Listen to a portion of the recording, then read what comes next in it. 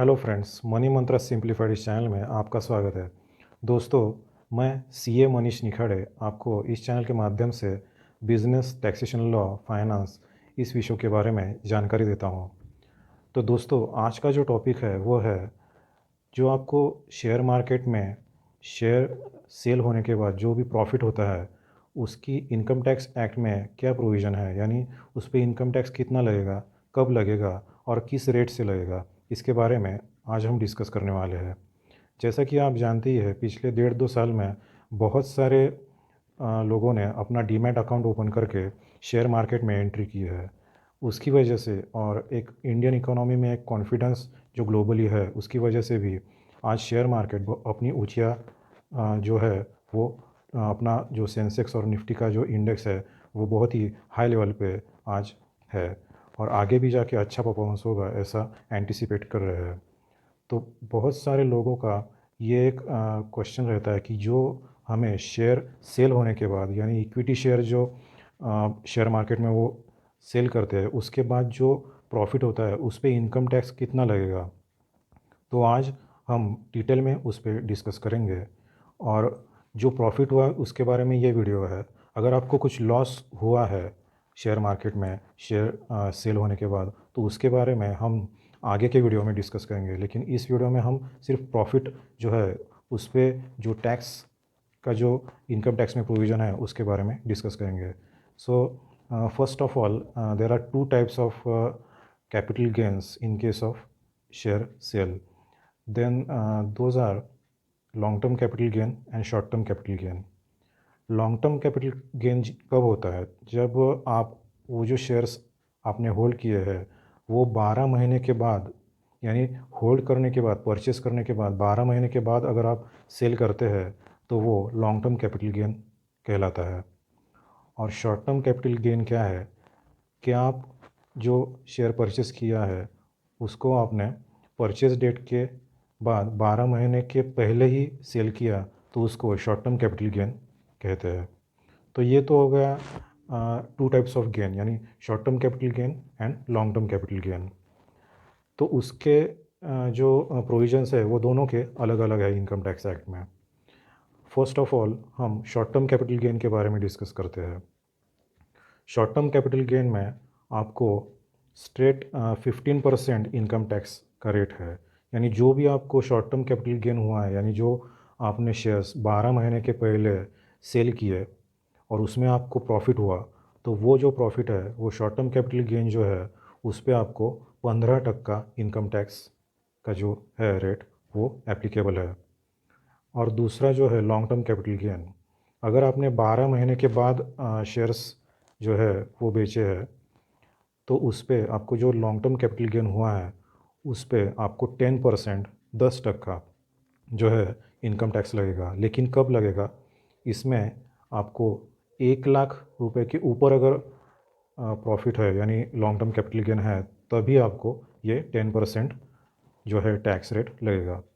यानी दोस्तों, ये जो लॉन्ग टर्म कैपिटल गेन है उसमें 1 लाख रुपए तक आपको कुछ भी इनकम टैक्स नहीं है। अगर आपका long term capital gain 1 lakh के ऊपर है, 1 लाख क्रॉस हुआ है, तो उसके बाद ही आपको इनकम टैक्स लगेगा और वो भी स्ट्रेट 10% रेट से। अब बहुत सारे लोगों को ये डाउट रहता है कि हमारा तो इनकम टैक्स जो स्लैब है वो 10% है, 20% है, या फिर हमारा जो है बाकी का इनकम उस पर तो कुछ टैक्स ही नहीं लगता, यानी टैक्सेबल इनकम नहीं है हमारा, जो भी है सैलरी है या बिजनेस है, अदर सोर्स है। तो दोस्तों, एक पिक्यूलियर कैरेक्टरिस्टिक जो है ये शेयर ट्रांजैक्शंस की, ये वो है कि इसमें आपको ये जो रेट मैंने बताया है 10% और ये 15%, तो ये आपको एप्लीकेबल है भले आपको आपके अदर इनकम में कोई भी टैक्स नहीं देना है। तो आपको ये कंपल्सरीली इरिस्पेक्टिव ऑफ द आपका जो भी टैक्स स्लैब है, जो भी टैक्स ब्रैकेट में आप आ रहा है, इसके बावजूद भी आपको ये 15% शॉर्ट टर्म कैपिटल गेन पे और 10% लॉन्ग टर्म कैपिटल गेन पे आपको ये टैक्स देना ही है। यानी आपको स्ट्रेट अवे उस प्रॉफिट पे ये परसेंटेज निकाल के ये इनकम टैक्स भरना ही पड़ेगा। भले आपको आपकी अदर इनकम पे, जो कि सैलरी हो सकती है, बिजनेस हो सकता है, अदर सोर्स का कुछ इनकम है, हाउस प्रॉपर्टी का रेंट है, इसमें टोटल बाकी के सब हेड्स मिला के अगर आपको इनकम टैक्स नहीं भी लगता है, फिर भी आपको ये जो कैपिटल गेन है जो कि शेयर्स ट्रांजैक्शन में आपको जनरेट हुआ है, उस पर आपको स्पेसिफाइड ये जो परसेंटेज है, 15% इन case of short term capital gain and 10% in case of long term capital gain, but after 1 lakh rupees of profit, ये जो है ये आपको एप्लीकेबल होते हैं। तो आपको ये इनकम टैक्स भरना ही पड़ेगा। उसमें अभी बहुत सारे लोगों का एक डाउट है कि आ, आपको जो लॉन्ग टर्म कैपिटल गेन है, जैसे कि हमको लॉन्ग टर्म कैपिटल गेन अगर प्रॉपर्टी सेल करने के बाद होता है, या फिर कोई अदर दैन शेयर्स कोई है एसेट, उसमें जो होता है उसमें आपको इंडेक्सेशन यानी इन्फ्लेशन का रेट जो है वो अप्लाई करके इंडेक्सेशन का बेनिफिट मिलता है परचेस कॉस्ट में। तो दोस्तों, लॉन्ग टर्म कैपिटल गेन जो अगर शेयर्स ट्रांजैक्शन में होता है, उसमें आपको इंडेक्सेशन का बेनिफिट बिल्कुल ही नहीं है। तो आपको स्ट्रेट जो प्रॉफिट निकालना है वो है sale value minus purchase value. तो उसमें आपको जो भी सेल हुआ है उसको लॉन्ग टर्म कैपिटल गेन बोलते हैं। तो परचेस परचेस कॉस्ट पे आपको कुछ भी इंडेक्सेशन का बेनिफिट इसमें लॉन्ग टर्म कैपिटल गेन में नहीं है। और अब हम बहुत ही इम्पोर्टेंट टॉपिक पे बात करते हैं कि बहुत सारे लोग डे ट्रेडिंग करते हैं, यानी डीमैट अकाउंट ओपन किया, उसमें हर रोज़ कुछ ट्रांजैक्शन किए, सुबह परचेस किया, थोड़ी देर बाद मार्केट बंद होने से पहले सेल कर दिया शेयर। तो इस केस में उनको जो डेली प्रॉफिट होता है, यानी उसको डे ट्रेडिंग में जो प्रॉफिट होता है, उस पे क्या प्रोविजंस है। इसमें इनकम टैक्स डिपार्टमेंट ने सर्कुलर एक निकाला था, जिसमें कि उन्होंने दिया था कि अगर आपको डे ट्रेडिंग करना है तो इसमें आपको आपको एक ऑप्शन दिया जाता है कि आपको ये day trading business income treat करना है या कैपिटल गेन ट्रीट करना है। यानी जो टैक्स पेयर है, जो असेसी है, उसको ही ये ऑप्शन है। तो इस ऑप्शन में अगर आप बिज़नेस का अगर चूज़ करते हैं कि ये हमारा बिज़नेस इनकम है, यानी कि जो भी प्रॉफिट आपको डे ट्रेडिंग में हुआ है शेयर सेल करके, तो वो आपका पूरे साल का बिज़नेस का इनकम माना जाएगा। और उसमें आप बिज़नेस के एक्सपेंसेस भी माइनस कर सकते हैं, यानी डिडक्शंस ले सकते हैं बिज़नेस एक्सपेंसेस के। यानी ब्रोकरेज के अलावा आप और भी जो आपको वो शेयर्स परचेस और सेल करने में जो भी आपको एक्सपेंसेस हुए हैं उस एक्टिविटी में, जो कि ट्रेडिंग एक्टिविटी है प्योरली, उस बिज़नेस में आपको जो भी एक्सपेंसेस हुए हैं वो सब आप क्लेम कर सकते हैं। तो बिज़नेस अगर आप वो ट्रीट करते हैं तो आपको एक्सपेंसेस भी क्लेम कर सकते हैं आप। और दूसरा है कि इसमें है प्रोविज़न कि एक बार आपने एक साल में, फर्स्ट ईयर में, अगर आपने इस एक्टिविटी में, शेयर ट्रेडिंग एक्टिविटी में बिज़नेस इनकम ट्रीट किया है आईटी रिटर्न में, तो उसके बाद सभी जो भी नेक्स्ट ईयर्स होंगे, इसमें भी आपको वही ऑप्शन चूज़ करके आपका रिटर्न भरना है। यानी कि आप अगर बिज़नेस इनकम दिखाते हैं तो आपको बिज़नेस इनकम ही आगे के सब रिटर्न्स में दिखाना पड़ेगा, और उसी हिसाब से आपको आपका इनकम जो ट्रेडिंग ट्रांजैक्शन से है वो दिखाना पड़ेगा।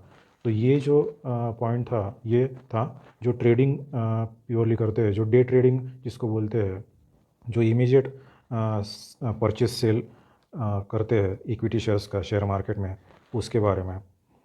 और जिनको कैपिटल गेन ही ट्रीट करना है उनके बारे में तो मैंने पहले ही डिस्कस किया कि शॉर्ट टर्म कैपिटल गेन क्या है और लॉन्ग टर्म कैपिटल गेन क्या है, और उनका टैक्स रेट कैसे कैसे लग सकता है। तो दोस्तों, ये था आज का इक्विटी शेयर्स में आपको अगर प्रॉफिट होता है उसके बारे में एक इम्पोर्टेंट डिस्कशन। क्योंकि आजकल बहुत लोगों का इसमें बहुत सारे लोगों का इनकम है शेयर ट्रेडिंग या फिर share short term capital gain, shares का long term capital gain income में आ रहा है। तो इसके बारे में बहुत सारा कन्फ्यूजन भी था, और बहुत सारे लोगों का डाउट था कि ये जो टैक्स रेट है वो स्ट्रेट उस इनकम पे, यानी लॉन्ग टर्म या शॉर्ट टर्म कैपिटल गेन पे लगेंगे, या हमको हमारे टैक्स स्लैब से ही कैलकुलेट करना है। तो इसके बारे में इस वीडियो में मैंने पूरा क्लैरिफाई किया है कि जो भी income tax rate short term capital gain के लिए और लॉन्ग टर्म कैपिटल गेन के लिए है, वो आपको सेपरेटली उस इनकम पे लगेंगे और वो टैक्स सेपरेट आपको कैलकुलेट करके वो भरना ही पड़ेगा। भले आपका जो बाकी का इनकम है उस पे आपको कम इनकम टैक्स लगता है या फिर लगता ही नहीं है, वो इनकम आपका एग्जम्पशन लिमिट से भी कम है, तो भी आपको लॉन्ग टर्म कैपिटल गेन या शॉर्ट टर्म कैपिटल गेन जो भी इक्विटी शेयर्स में होता है उस पे income tax as specified rate से भरना ही पड़ेगा। So thanks for watching. अगर आपने इस चैनल को सब्सक्राइब नहीं किया है तो प्लीज़ सब्सक्राइब कीजिए। नेक्स्ट वीडियो में मैं आपको अगर इक्विटी शेयर्स जो शेयर मार्केट में जो सेल होते हैं उसमें अगर आपको लॉस हुआ है और आपका पूरे साल में जो है नेट लॉस वो अगर आपको आ रहा है, तो उस केस में आपको इनकम टैक्स में क्या प्रोविजंस है और वो जो लॉस है आप कैसे बाद में उसका बेनिफिट भी ले सकते हैं लॉस का इनकम टैक्स एक्ट के प्रोविजंस के हिसाब से, तो वो मैं आपको एक्सप्लेन करूँगा। तो आप आगे का आने वाला वीडियो भी देखिए और चैनल को सब्सक्राइब कीजिए, बेल आइकॉन हिट कीजिए, तो आगे आने वाले सभी वीडियोस का नोटिफिकेशन आपको मिलता रहेगा। So thanks for watching and good bye.